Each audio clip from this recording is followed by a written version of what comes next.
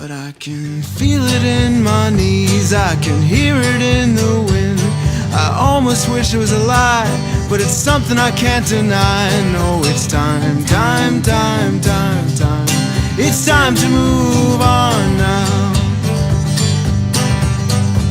Oh, I've danced in the rain, I've touched midnight's lips, I've seen sirens cry. This is PopImpressKA Journal, and I'm here with His Excellency Ambassador Chowdhury, and he is a pioneer and developer of peace, human rights and women relationships. He's a great participant with the United Nations and changed a lot in the world and for its people. Ambassador, Your Excellency, it's a pleasure. To be a diplomat is probably a very huge responsibility.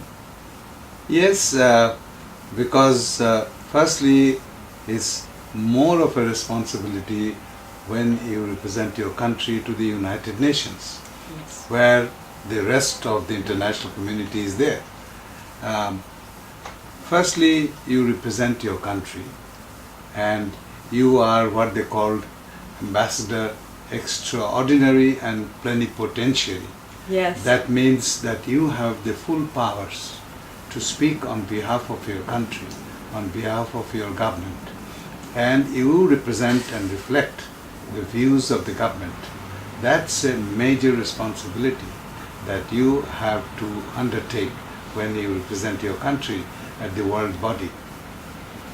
The other aspect of the responsibility comes from the fact that the United Nations over the years have changed the actors or the partners with whom the ambassadors interact. Previously, basically, it was the member states among themselves. But now you have to interact with civil society, you have to interact closely with the media, you have to interact closely with the private sector. All these have emerged as partners and players in the decision-making process of the United Nations. So in that context, you have very truly underlined the fact that it's a huge responsibility as an ambassador to the United Nations. And now the UN, which started with 50 plus members, have now reached 193 countries. In the past of how many years? Well, it started in 1945, and in 2013 we have 193 countries. And that's incredible. That's incredible. United Nations is the most universal international body in the world. It has almost all countries except few trusteeship territories which are not yet independent. They are outside the UN, the small islands. But most of the countries, all the countries I could say, of the countries of the world are members of the United Nations. I was always wondering, you were from Bangladesh, and when you were growing up, what parents encouraged to do for you in order for you to be such an amazing role model for a lot of people, to give people hope? My parents were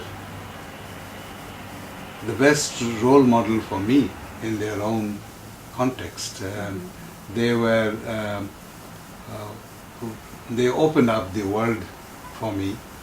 But what I learned from them most is their compassion for people, and to treat people, human beings, as equals. So those compassion and equality of everybody what I learned from them. They also allowed me to sort of grow in a way I feel comfortable. So they, of course, guided me all through at my young age, but they also allowed me a lot of flexibility, opportunities to choose for myself. And I believe that my father and mother both were great humanitarians. They wanted to be of assistance to people. They wanted people to open up and come close to each other rather than divide or separate. They didn't have fundamentalist or conservative positions. So they are very progressive minded people. Though my parents were from an earlier, older generation, but I am amazed now that I look back, and I am amazed by the kind of openness and progressive outlook that they had, even at that time. How were you able to become a diplomat? Was it something that they encouraged you to do and inspired you to do or be a diplomat, or that was your own decision? That was basically my own decision. I wanted to do something which will help me advance the profile of my country, advance the needs of my people to be brought to the attention of the world. So I basically decided to appear at the examination for joining the diplomatic service, and I joined the diplomatic service of the erstwhile Pakistan government. Interesting. Bangladesh became independent in 1971. So before that, I served from 67 to 71 as the Pakistani diplomat. And then when the war of independence, the war of liberation for Bangladesh started, I felt that I have to stand up for my own country, for my own people. So I declared my allegiance to the liberation movement of Bangladesh, leaving the Pakistan diplomatic service. And after the independence was achieved by Bangladesh through loss of lots of lives, people say in my country that if blood is the price of freedom, Bangladesh people have given enough. And the new government, newly independent government of Bangladesh decided to send me to the United Nations, because when the war of liberation was going on, I was working in the nucleus diplomatic service, or the foreign service, which was created for the country fighting for its existence. In that capacity, I had worked on efforts to lobby for Bangladesh's recognition by the international community. So I had worked on sending teams to come to New York to lobby for Bangladesh, to raise awareness about the massacre which was going on in Bangladesh, and the urge for independence of a population, a huge population. Out of total population of Pakistan, Bangladesh people were 56%. So we were the majority. So this was being brought, and I was working on this profile for Bangladesh. So when we became independent in December 1971, Bangladesh government decided to send me to the United Nations. I was sent first to open the Bangladesh embassy in Washington, D.C. Of course, there were some people who were involved in that process, but I was sent from the capital to join those people who were already there. And we then the government decided, of course, to apply for the membership of the United Nations. Of course. And I was asked to join this team working. Mainly, I was the working level officer with the application of Bangladesh for membership to the United Nations. And so that is the transition I had from my joining the Pakistan diplomatic service, and then joining the Bangladesh Liberation Movement, and then being assigned to the United Nations to work for its membership, and then finally, after all these years, I'm here talking to you about my more than 40 years of association with the United Nations. I heard that you were one of the first founders of Culture of Peace, and that was actually a very huge project that is now picking up worldwide. I was the person who brought the issue of the culture of peace as an agenda item of the General Assembly. In 1997, I became ambassador to the United Nations in 96. 7 July, I remember, I wrote to the new Secretary General of the United Nations, Kofi Annan. He became Secretary General in January 97. I, as a matter of fact, presented my credentials to Boutros Ghali when he was still the Secretary General.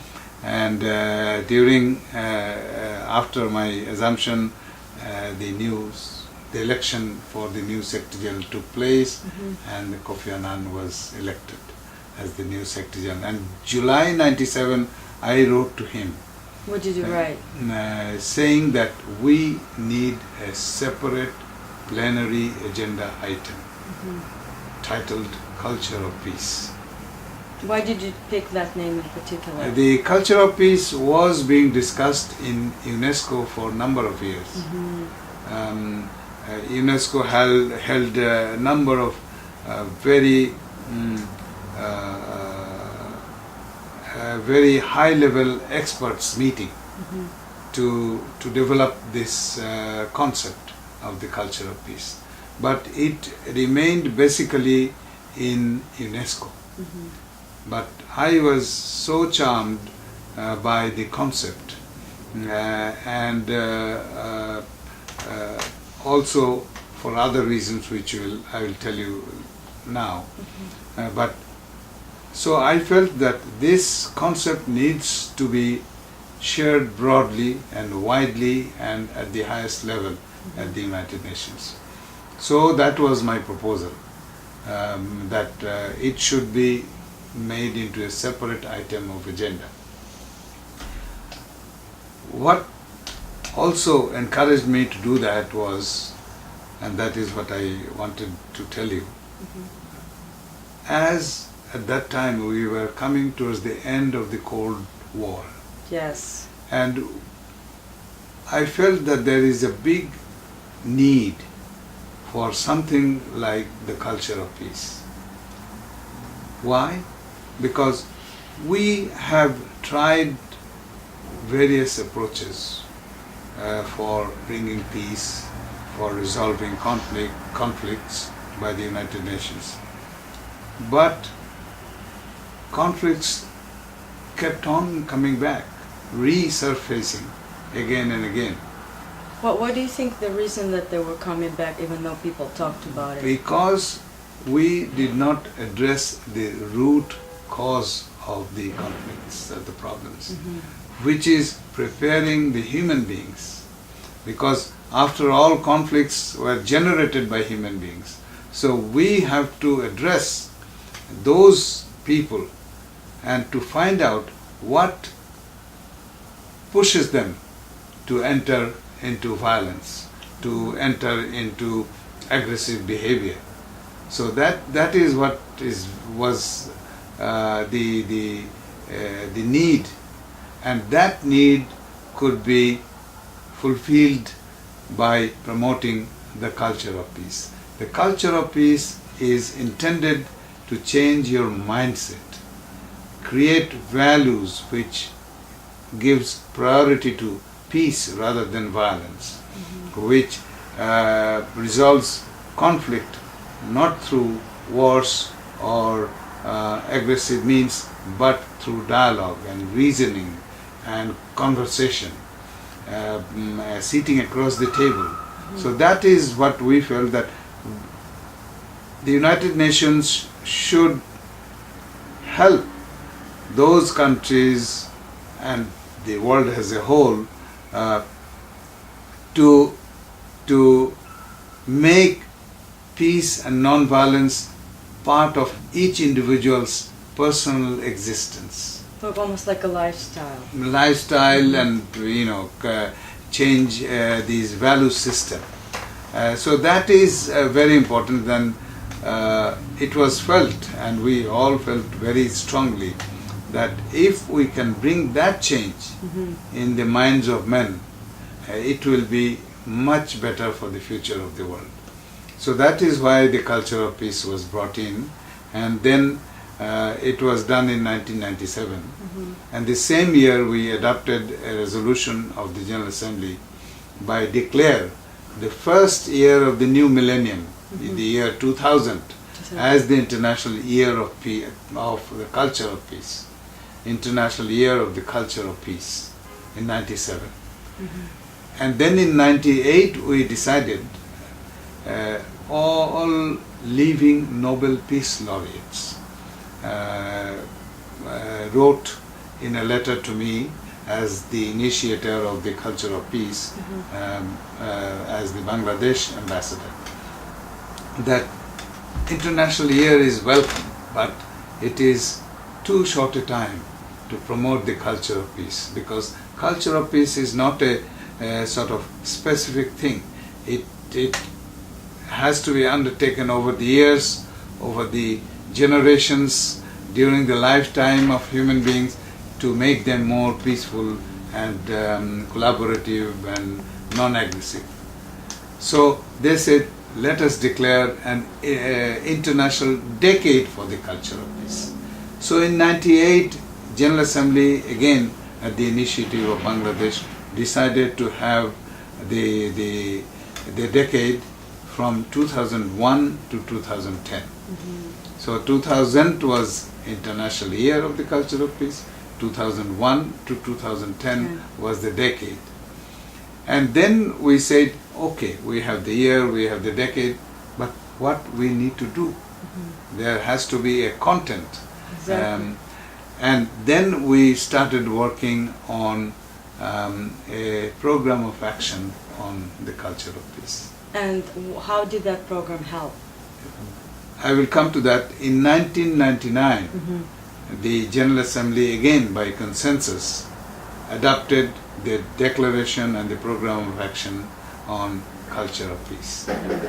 And that document took me, I was chairing the negotiating group that was preparing that document. It took me 9 months to get everybody on board. At that time, UN had 189 members. That's a lot. All of them agree without any reservation. That was my point, that I am chairing to build a consensus on a document with no reservation.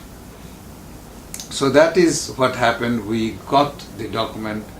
Maybe we didn't get everything we wanted to include, but we got the best document by consensus of everybody. Everybody was on board. Despite some hesitations, number of countries came on board. And that document is such a meaningful, significant document of the United Nations that I believe it can be equated with documents like the UN Charter or the Universal Declaration of Human Rights or various conventions on the rights of women, rights of children. This is a universal document which transcends boundaries, which goes beyond any particular time frame, which applies to all humanity, which will be a timeless charter for transforming human beings from violence to peace. So that is what I believe that this document is. And for the decade, we adopted a kind of survey at the end of the decade in 2010. The survey was basically to ask people's organizations, civil society organizations, to tell us what they have done during these 10 years to promote the culture of peace. And we were amazed to find that as many as 1,000 organizations responded from all parts of the world to say, and they took this online survey, and those are available online now, the results are there. So it was very encouraging that at least 1,000 organizations felt confident to report online that what they have done. That is, I believe, that one of the forward step regarding the implementation of the program of action. What discourages me is that the member states themselves have not taken much initiative. Why do you think that was? To promote the culture of peace, to find the value that this document, this program of action will have for them, to make progress, to make their societies, communities more peaceful, to promote development and human rights in an effective way. That opportunity, I think, has been missed by the governments. And you asked me, why so? I generally, because of the political system, particularly in the democracies, you have to have elections after certain intervals, 4 years, 5 years. So governments are limited by their terms of office, and in that context, their main effort is to how to get re-elected, how to continue to be in position of power, and to take a longer term sort of undertaking, to make a longer term undertaking to promote the culture of peace, whose immediate benefit may not come to that government which initiates this process. So the governments generally feel hesitant. What good I will have out of this? Maybe my successor government or two governments later, these benefits will show up. So why do we? Let me do something which will help me to get re-elected. So personal interest, kind of more. Political interest. The political system makes it such. You cannot blame them, because the political system of democracies is to aspire for power, to get to get to the office. Yes. And getting the office means you will do things which will re-elect you. So these are sort of limitations imposed by the systems. But democratic participation is one of the key areas of the Culture of Peace program of action. It has 8 specific areas where action can be taken, and that is another significance of the program of action, that it tells you specifically what are the areas that need attention, and there are 8 areas, starting with education, which naturally is the most important thing to transform the minds of people, and then it goes into sustainable development, and then it goes to human rights, then equality between women and men, and then building tolerance, solidarity and understanding, democratic participation, free flow of information, and international peace and security, like disarmament, nuclear abolition, all these things. So this is a comprehensive program of action with specificity of action. But basic focus, again, of the document is to transform each and every individual, and to let people understand that if I want peace and I want to live in a community which is peaceful, which help me to advance my potentials, I should be the first one to transform myself. I cannot ask for a peace in my community, peace in my country, or peace in the world unless I am personally peaceful and non-violent. So that is the most important message. And this message has been given to us by many, Mahatma Gandhi, Nelson Mandela, Martin Luther King Jr., Mother Teresa, all of them have done that again and again, that transform yourself. And that, I think, at the intergovernmental level, for the first time there is an agreement. The countries and their governments agreed that yes, we believe in that philosophy of self-transformation. And that is the beauty of the culture of peace. And I believe it may be slow, but it is steady. If we get maybe 100,000 people, maybe 200,000 people worldwide who start believing in the culture of peace, who start changing their lifestyle according to that. And I also emphasize that culture of peace is not only a global thing, it can be very personal also. I can transform myself to face the challenges of my life, face the obstacles in my life through peaceful and non-violent means. How do you think can people go a more peaceful way, when they have fights inside of them? Basically, one point needs to be kept in mind, that human beings are not basically aggressive. They succumb to their sort of aggressiveness or become aggressive because of circumstances. Society makes them aggressive or violent. So we have to see to it that there is an equality in our society, there is no discrimination, no prejudice,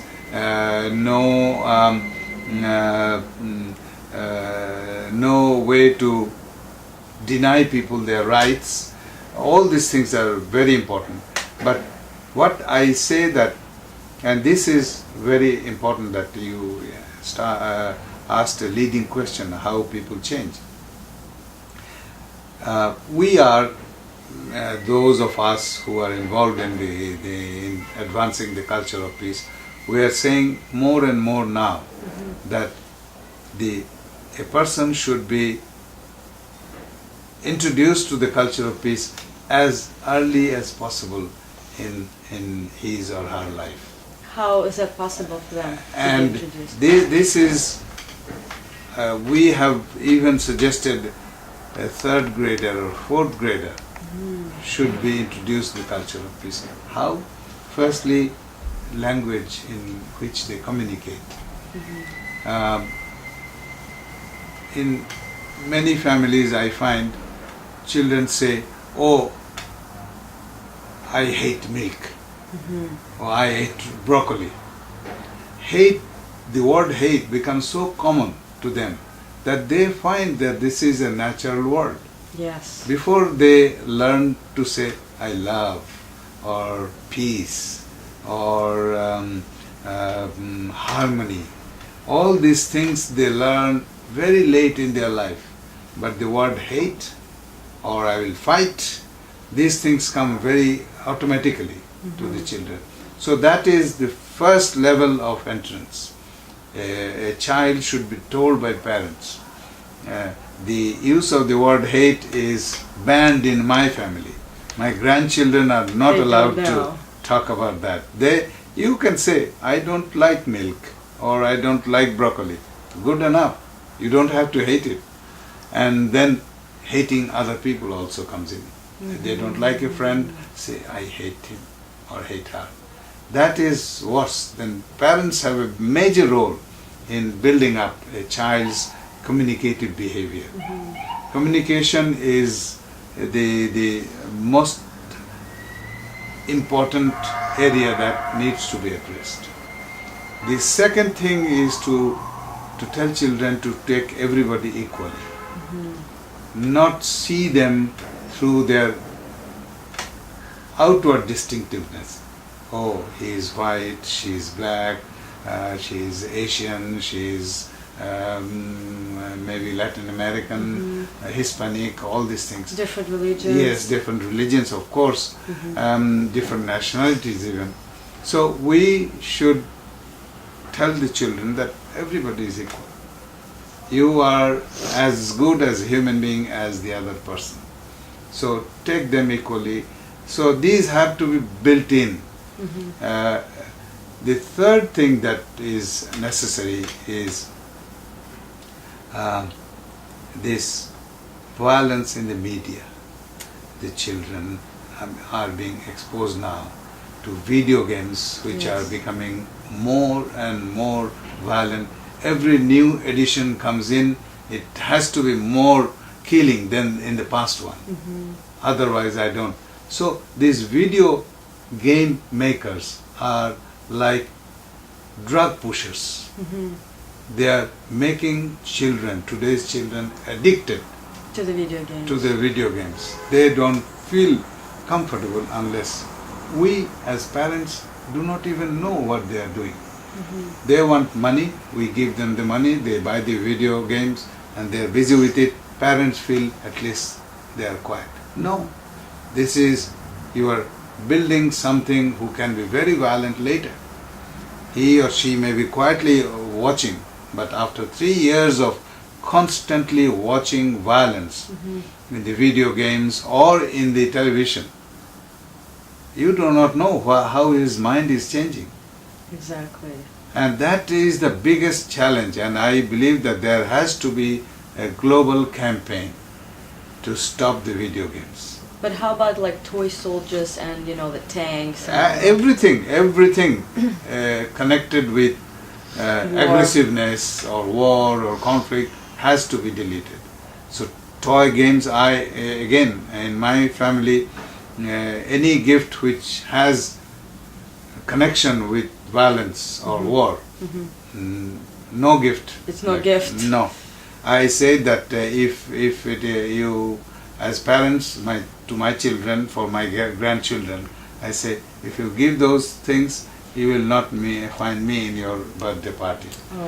So that is a strict. I think in all families we should do that. We should take a conscious action. Things will things will not happen automatically. Behavior is not a guarantee that he or she will grow up to be a responsible person. Because you see these, sometimes the young people behave in a most erratic way. Fast, like you don't expect it. And some of them take the guns and go kill younger children in the schools. Yeah. The worst things that can happen to a society which has everything in life. Why should it happen here? When there is a sort of pressure for reaching out for a limited thing by many people, maybe conflict can arise in those places, like in many parts of the world, in the third developing countries, where resources, food are all limited. But in this country or in the European Union, you don't have any reason to experience that kind of violence, particularly against children. So this is a high time that we need to start exposing young people to the culture of peace. We need the parents, the teachers, the extended family, we need the community leaders, all to understand the value. Unless we do that today, we are going to face a very uncertain generation. We would not know which way we are heading or from which direction our dangers to our life is coming. That is the thing that we want to emphasize while we are talking about the culture of peace. And I am now focusing more and more of my attention to reach younger generations, to tell their teachers. I believe that all schools, colleges, kindergartens should start talking about the culture of peace. The teachers, it does not have to be included in the curriculum. You can talk, as you open your class, devote 5 minutes to talk to the children how to behave with each other, how to talk with each other, how to think about. I believe that the basic purpose of our getting education, preparing ourselves to have a professional life, the foundational thing should be how I can become a better and more effective global citizen. Global citizenship is the most important thing. We are no longer citizens of one country. We have to think globally and reflect that in individual selves. We have to connect with the rest of the world. There is 7 billion people in this world, 7 billion plus. And we cannot just live in a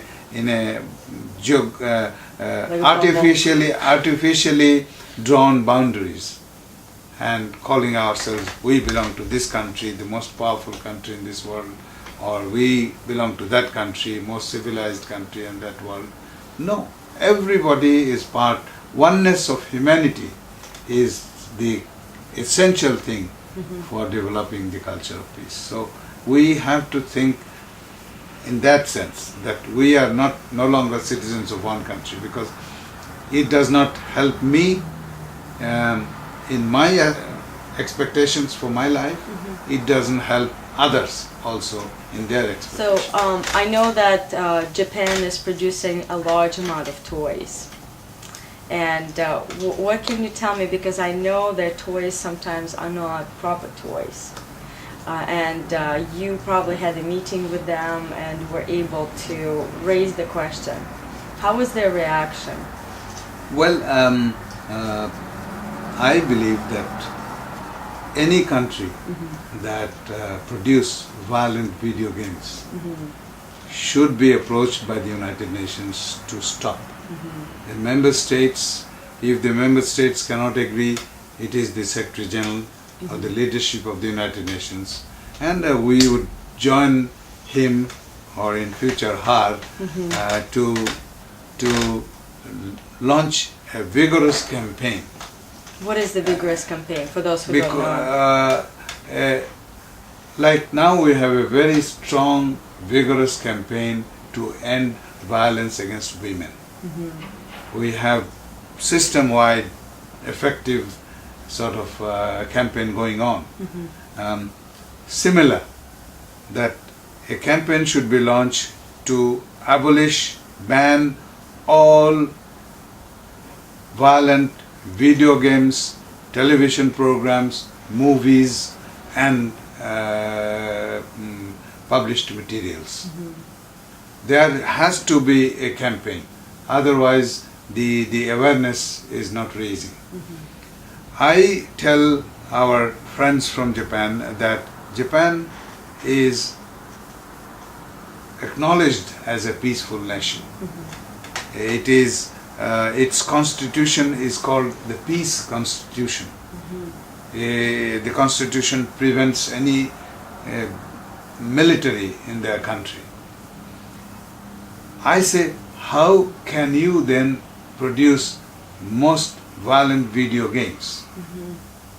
The companies that produce these video games are based all in Japan, most of them in Japan, and they are doing a hell of a business, if I may say, by selling this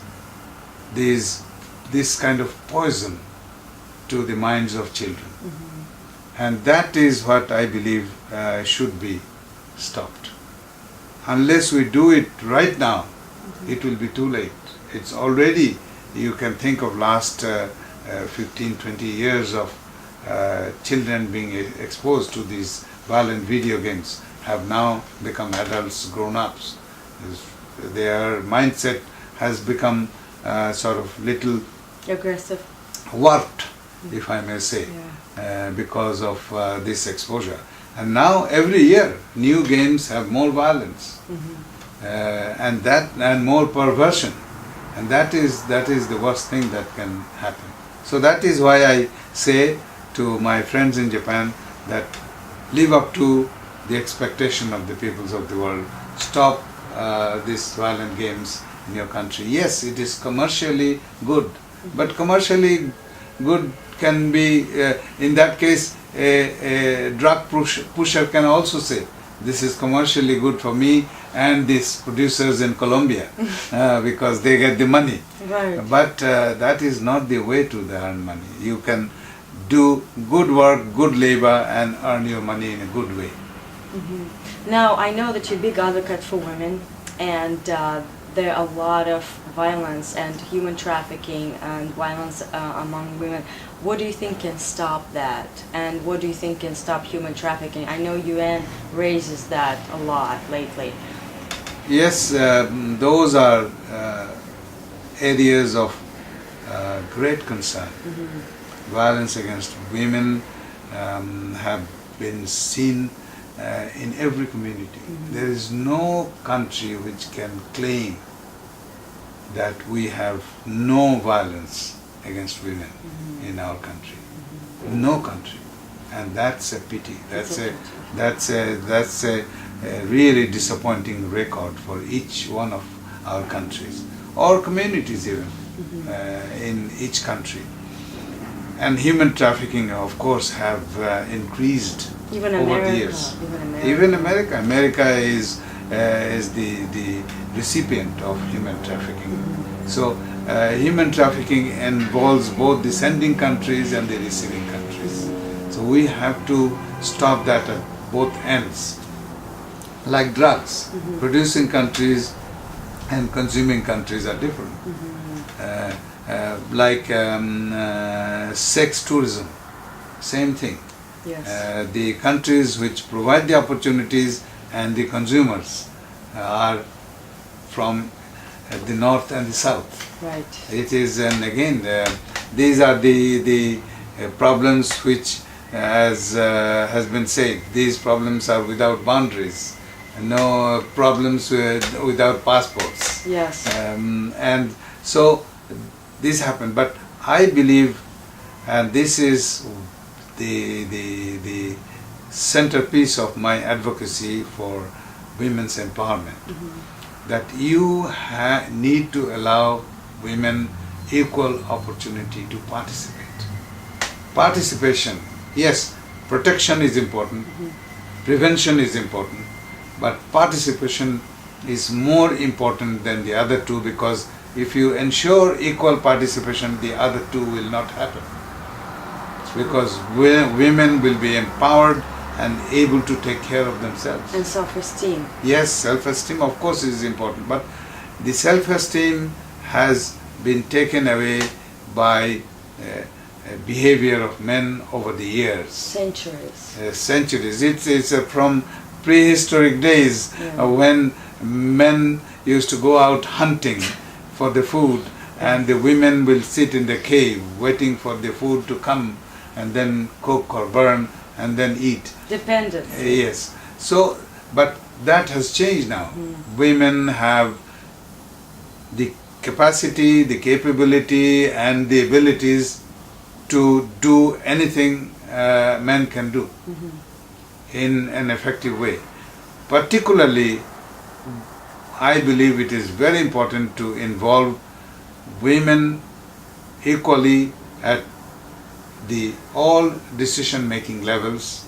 Like executives and Everywhere political a decision leaders. is being taken which involves humanity, or human beings, particularly more so which involves women themselves.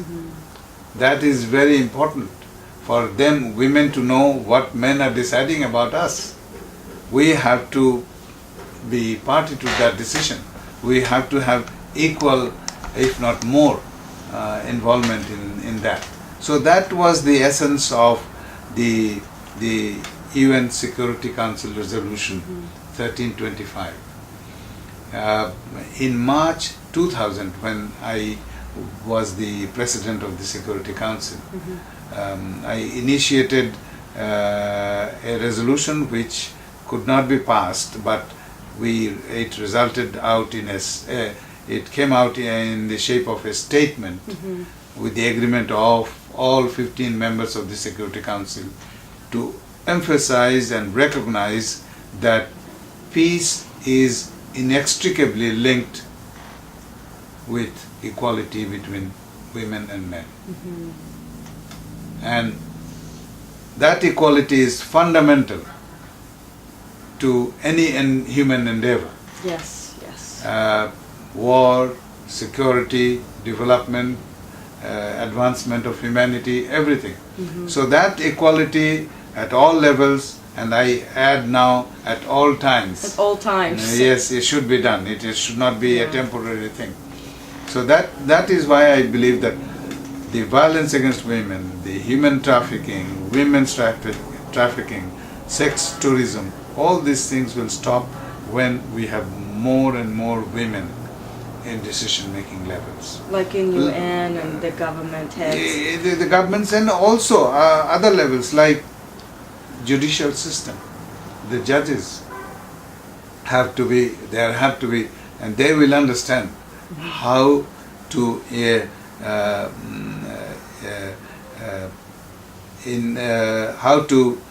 engage laws of the country for the protection of women, for advancing their equality. Yes. So that is necessary. The mindset of current judges, who are mostly men, is not helpful in that direction. Yes. So that is one. The another area is the law enforcement, the police, and the security people have to be more and more women. So they will understand the needs and how to sort of protect the interests of women. So decision making is done at various levels, sometimes at community level, which may not involve the government, but the communities decide for themselves. And many of the societies, the community organizations or communities, councils are dominated by men.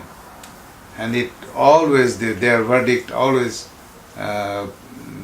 go against women or equality. They don't listen to the women's side of the story. No, they don't. They take decisions and say that this is to be done. So those things need to change with equal participation, and that is why the statement that was issued in March on International Women's Day, on 8th of March 8th of in 2000, Yes.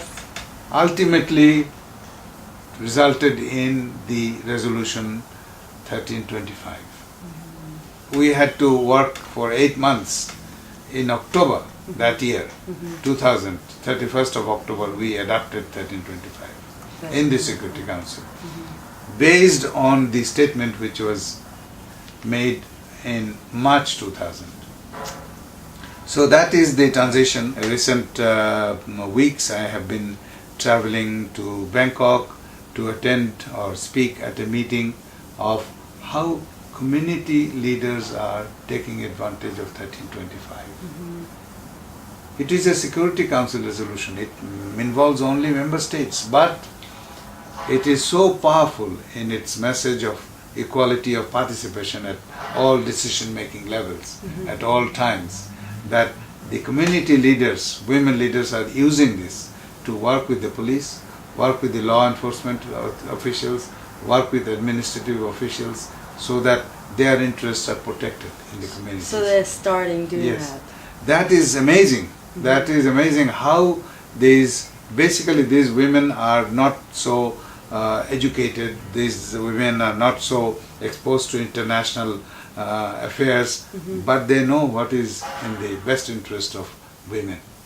And that is what they are preserving, and they are making their governments responsible by saying it is included in 1325.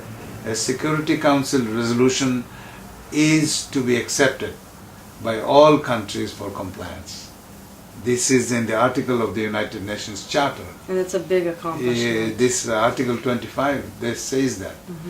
And also here, a few weeks ago, I moderated a discussion to launch a book called Localization of 1325. How the local communities, again in the same line, communities are taking advantage of 1325 and creating value in their work through invocation of this Security Council resolution. So this is, Security Council should feel proud that one of their resolutions have been now found to be useful to the communities even. And they're using that. They are using And that. it's very Basically, powerful. all Security Council resolutions are sort of matters of concern to the member states, not in the general people of the country. But this is a resolution which is really creating that groundswell of enthusiasm and energy for women's equality, of participation. And that's amazing. Now, from all the countries that you visited, which would be your favorite, or what do you think is the most dear to your heart place to go? Well, of course, my own country, Yes. it goes without saying. Uh-huh. But again, I myself feel like a global citizen. Yes. I try to find the best in every country. And I think that is very important, instead of trying to find fault with each other. It is very important individually, in communities and nationally. We cannot start finding, we should not start finding what is wrong with you or what is lacking in you. But I should say, what is Olga's strength? How she can contribute to greater good of all of us. We all have our weaknesses. Right. The more we understand our own weaknesses, stronger we become. Yes. And more comfortable we become to accept as a reality other people's weaknesses. Weakness is not to be treated as a failure. Weakness should be treated as an opportunity to improve. And that is what we should do. And so whenever I go, I always find wonderful things in their people, in their culture, in their sort of natural habitat, wonderful things. So I think I can say that I have not liked or I have not felt comfortable in any country I visited. I always found very wonderful things to say about them. But my country, Bangladesh, remains my most favorite. I fought for its independence. Yes. And it's, I say that in addition to my parents, in addition to my engagement in the war of liberation of Bangladesh, the nature of Bangladesh has shaped my mind in a big way. You know, our nature is very, full of rains, beautiful natural beauty. And the architecture is so Yes, beautiful. but without going into the structural Right. dimension, I wanted to say the nature itself in my country, with long rainy seasons Jungles. and luxuriant growth of flora and yes, Fauna. the fauna also to some extent, but I think flora is wonderful. The plants, the trees, and the greenery. Is amazingly green country. Yes. You can see. So all these things, and also we have a very hard summer when the Bangladesh become the soil, otherwise very soft, becomes hard in the summer.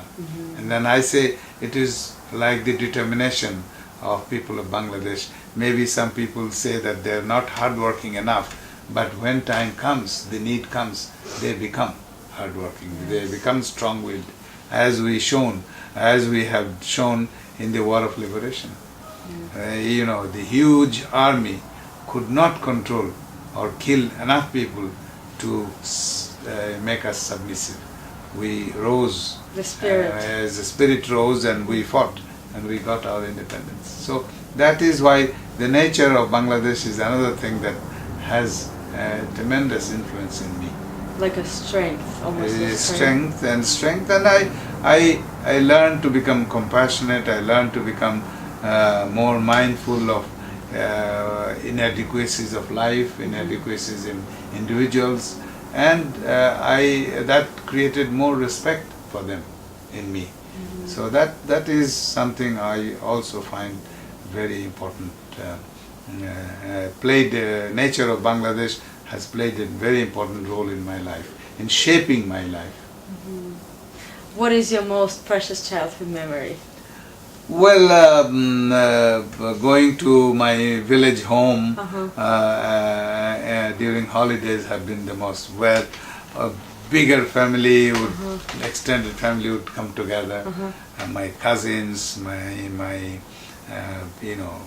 childhood friends from the village, everybody will come together for festivals or for special occasions or summer holidays. So those were the moments I cherish and desire, but also I cherish very much in my childhood an opportunity to read in the quietness of my room or under a sort of tree in the garden, quietly getting engrossed in a book, maybe book of fantasy, book of mythology, and book of compassion, all kinds of things. And I was and I still am a voracious reader. I read a lot, and I enjoy reading. I am never sitting quietly. Some paper has to be in my hand to read. But that is wonderful. Those are the wonderful things. My opportunities to read a lot, and my father was the best friend in that regard. He used to, every day coming back from work, he would buy a book for me, a book or a magazine or those days we had these little books for children, 10 pages, 20 pages book, very slim volumes. He will come and I read, and sometimes when I was very young, I used to tear apart, and every day my father used to bring the same book, because the previous day I tore it up, and then he brings again so that I complete the book. So those were wonderful memories for me. You know, our always last question is your 3 wishes for the time to come. Well, one wish or 2 wishes you already know. Yes. One is, of course, I want the culture of peace to be a true global movement. We have set up an organization called the Global Movement for the Culture of Peace. That organization, non-governmental organization, had been partnering with the Office of the President of the General Assembly to host the high-level forum on the culture of peace every year. We have done it for 2 years, in 2012, when the then President of the General Assembly, Ambassador Nasser Abdulaziz Al Nasser, initiated this forum on the culture of peace. And then this year we had the President of the General Assembly, Vuk Jeremic, who presided over this. So this organization, the non-governmental organization, working with the President's office, is again engaging the member states, the bigger international community, in knowing about, being aware of the